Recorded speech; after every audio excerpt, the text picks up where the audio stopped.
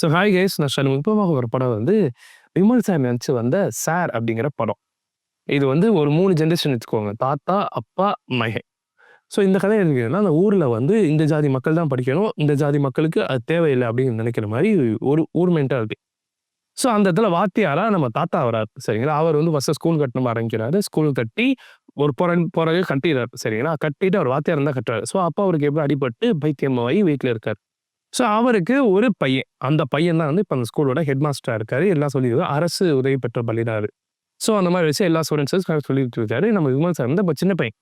So our friends எல்லாருமே சேர்ந்து அவங்க தாத்தாக்கு கிண்டல் பண்றாங்க. பைத்தியக்கார டீச்சர், பைத்தியக்கார தாத்தாடா மாரி கிண்டல் பண்ணி நட்டுட்டு இருக்காங்க. ஆனா சுத்தமா பிடிக்க மாட்டேங்குது. இவரு படிப்படியா படிச்சு அதுக்கப்புறம் பெரிய ஆளா வந்துர்றாரு. ஆனா அப்பயும் அந்த பிரச்சனை இருக்க தான் செய்யுது. சரிங்களா?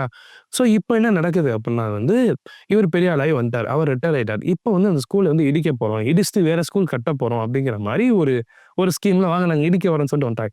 ஏய் என்னடா நீங்க நல்லா தான்டா இருக்கு பில்டிங். நீங்க பாட்டுக்கு இது எப்படி புனரமைச்சு புதுசா வேற கட்ட போறீங்கன்னா, ஓகே இடிக்க போறீங்க. என்னடா இது அப்டின்னு சொல்லிட்டு வராய்ங்க. ஒரு ஸ்டேஜ்க்கு மேல அது ஒரு மாரி போயிருது. சரிங்களா? இப்ப என்ன ஆகுதுன்னா, நம்ம டியூட்டி வந்து, நீங்க வந்து வேலை பாருன்னு சொல்லிட்டு விமல் சார் கால சூழ்நிலையால இந்த ஸ்கூலுக்கு வராரு. டீச்சரா வேலை பார்க்க.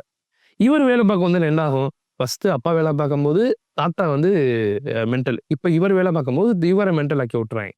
ஸோ இவரு கொஞ்சம் முடியாத மாரி இருக்காரு. அதாவது அவருக்கு சுத்தி என்னன்னு தெரியுது. பட் பேச போனா நம்ம மென்டல் சொல்ற மாரியே இருக்கு. ஸோ இப்ப என்னடா பண்றது? இது பூரா யார்றா பண்றான்னா, ஏதோ ஒரு லவ் சீன் ஒண்ணு வரும். ஸோ இவங்க லைஃப் எப்படி ட்ராவல் ஆச்சு. ஸோ கடைசியா அந்த ஸ்கூலுக்கு என்னதான் பிரச்சனை? அந்த பிரச்சனை என்னன்னு பார்க்க போனா, எப்படின்னா அது அது அது அவைங்களுக்கு அந்த பசங்க படிக்கிறதுங்கிறது பிரச்சனை. ஆனா அத எப்படி காப்பாங்கன்னா, ஐயனார் இருக்காரு. கதவு சாயங்காலம் நைட் ஓடி வருவாங்க தெரியுமா? விசேஷம் அன்னைக்கு. அந்த மாரி ஓடி வரப்ப பாதையில இருக்கு ஸ்கூலு. அதனால அந்த ஸ்கூல இடிக்கணும் அப்படின்னு சொல்லிட்டு தான் அவைங்க அவையோட கோரிக்கைய முன் வைப்பாங்க. 1000 தான் பின் 1008 காரணம் இருந்தா இதுதான் காரணம் உள்ள வைப்பாங்க. ஸோ இத எப்படி ஓவர் கம் பண்ணாங்க? ஆக்சுவலா இவர் என்னலாம் ஃப்ரேம் பண்ண ட்ரை பண்ணாங்க? என்னலாம் ஆச்சு? இத பூரா பண்ணது யாரு? அப்படிங்கிறது தான் வந்து ஃபுல் கதையா போகும். நல்லாருக்கும் கதை. மிஸ் பண்ணாம பாருங்க. இதே மாரி நல்ல வீடியோ வந்து பார்க்குற வரைக்கும் டாடா பாய்.